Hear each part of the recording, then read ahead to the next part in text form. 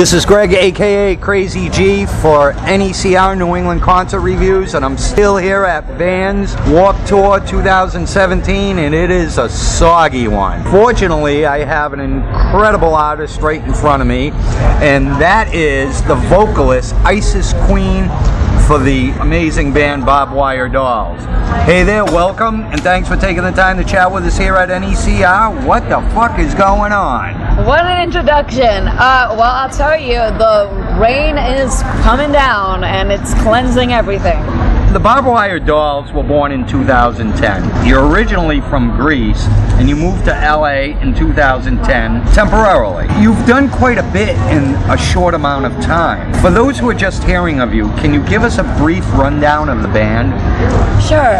We started the band in an artist commune up in the mountains in Crete, Greece, where we're from. It's the biggest island of Greece. And we were invited by Rodney Bingenheimer, who is a legendary DJ out of Los Angeles in K-Rock. His show is called Rodney on the Rock, and he was the first to play the Sex Pistols, Nirvana, Guns N' Roses, the Ramones. He helped start the punk scene all over the world because he was playing all these bands that no one else would play. And so when he started playing our music, we took that opportunity and we came out to LA after him inviting us, and we did 150 shows around LA area right after our debut show, and just kept going. And then we went on tour around the US. We've now played over 850 shows in 25 different countries, and Lemmy Kilmister signed us to his label. That's it in a nutshell. Yeah, that's spectacular. The Barb Wire Dolls have just released their 4th album, 5 days ago as a matter of fact, on July 7th. The CD is called Rub My Mind. What would you like to tell us about this CD? Well, technically it's our 3rd release. Before that was EPs. So it's our 3rd full-length album. And Rub My Mind was recorded at Rancho de la Luna out in Joshua Tree Desert. And the studio is owned by Dave Catching. He's the guitarist of Eagles of Death Metal. And that whole scene came out of the studio, Rancho de la Luna, from Queens of the Stone Age, Caius, you know, Eagles of Death Metal. So it's a really historic studio, and Dave invited us to go record there. And of course we took that opportunity because, you know, if you're invited, then that's huge, you know? So we, the night that we closed the studio, Dave was on stage with the Eagles of Death Metal in Paris, and the attacks happened, the Bataclan, the Paris attacks, that night when we would close the studio time with him. And we thought that, you know, that was it, you know? And no, Dave later told us the next day, he called us, he's like, I still want you guys to go record there. The music must go on despite what's happened. And we were the first band to go record there after those horrific attacks. And we essentially only went in to record 3 songs because it was just a great opportunity. But we ended up writing the whole album during that week, and that album, Rub My Mind, is inspired emotionally by what happened in that week, during that week. We only had 2 days to record it, and then Iggy Pop came in and did Post-Pop Depression with Josh Homme. So there was a lot of interesting energy going on that week. Wow, it's unfortunate about the Bataclan. You know, I seen it. I was shocked with it, and for all you artists that have pulled together during that time, I think it's just amazing. Yeah, it was, you know, the band that was on stage that night, the ones you were talking about, Eagles of Death Metal. You know, I don't know how they went on or continued to go on after that horrific thing, but it's great that everybody came together. It's definitely, like Dave Catching said, the music must go on, because in this day and age, music is the thing, the only art that can really take the inspiration to a new level and save lives. Right. No, I totally agree with you. Being relatively new, I want to say, to the scene with 7 years under your belt, would you say this album was easier or harder? And did you do anything different with this album compared to your first 2? You know, when we record music, we don't sit down and say, okay, we're going to write an album. The music kind of writes itself, and it comes out through inspiration, through things that we see on the road, through things that happen to us. And it was a quick process for us to record this album since we only had 2 days. But our debut album that was recorded with Steve Albini out of Chicago was also recorded in 2 days. And every album that we've recorded up until now have a very different feel to them, have a very different vibe. The songs are completely different, the melodies are completely different, and you would, doing a blind test, you'll probably say it's not the same band. But that's the beauty about music, is that it should keep changing and keep inspiring you and your listeners and your fans, and not stay stagnant, because then what's the point in doing music? Oh, exactly, and you're right. Everything you guys have done is totally different from the next, and that's what I like about the band, because you get the same ones that sound the same with the same tracks over and over sometimes, and it's like, you know, you're kind of killing it. But that's what I like about the Barb Wire Dolls. You're fresh, you try something different, and you're not afraid to. Let's get back to Rub My Mind again, and I have to say it is a rock and roll roller coaster full of musical edginess. The track Back in the USSA gives that to you right off the bat. What can you tell us about that song? That song was pretty easy to write.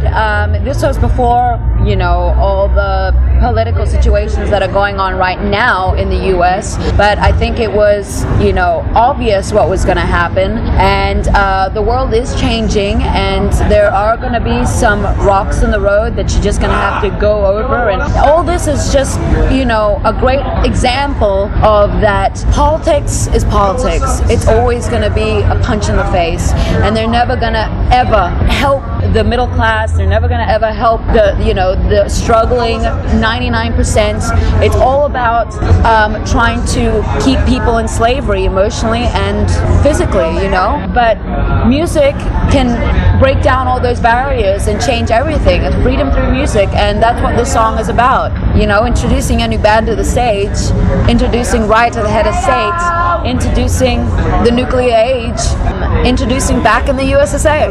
Yeah, and listen, you're absolutely right. It's never going to change, but that's why music is here, I believe. Politics will never change. The people will change. Right. And they are changing. And people are now realizing what they wish to experience, how they want to experience their lives, and which ways they're going to go about it. And they shouldn't wait for someone else to give them the answers. And that's what's happening right now in the world. Yeah, go out and find them.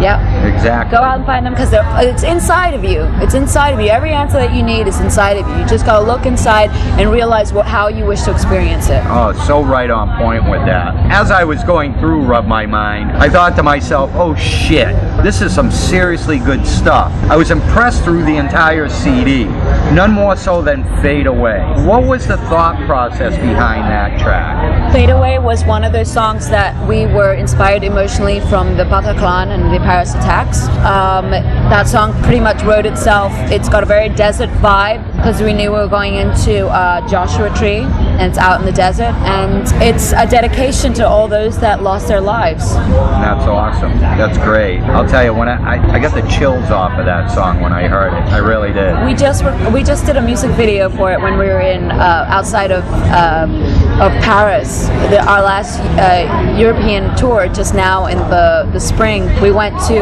Nancy, France, and shot a music video for that. So that's the next song that's going to come out. Is Fade Away. Wow, cool. There are so many fabulous songs off Rub My Mind.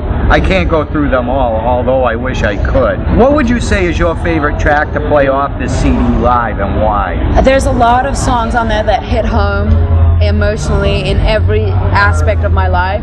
If I Fall was written about suicide, and it's got a lot of emotional attachment to me. Also, Desert Song is about freeing yourself from mental slavery. There's a lot of songs based on those emotions, and you just gotta listen to them and find your favorite. Cool. As you mentioned, you signed with Lemmy's label Motorhead Music in 2015. What was that experience like for the band? And I got to be honest with you, that must have been super special. And what was the band's reaction when it all happened? Well, up until the signing, up until Lemmy saw us live, we had been a DIY band.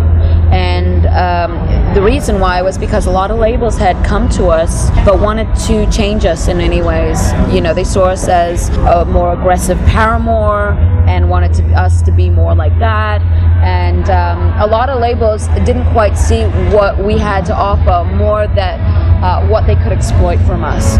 And even though we were looking for a team, none had come to us that really represented what we wanted to do. That wasn't until Lemmy came and saw us live at the Whiskey A Go Go and he had been looking for a band for years to put on his label, but you know, I guess he didn't find any. So when he found Barb Wire Dolls, he said, I want you guys to be a part of the legacy, and you guys represent everything that rock and roll is about. And he had told us later on, you know, that a lot of bands he had seen, he was pushed onto a lot of bands that were like Motorhead. He's like, that's not what I'm interested in. You know, you can get another Motorhead band anytime you want. He wanted to get something new and fresh for the new generation to continue its legacy and to represent rock and roll. And I think that's the highest honor that a band can have, being knighted by Lemmy with such great, you know, accolades. Offers. So it's Lemmy is God. It's amazing. It's amazing, and I still to this day I'm super honored.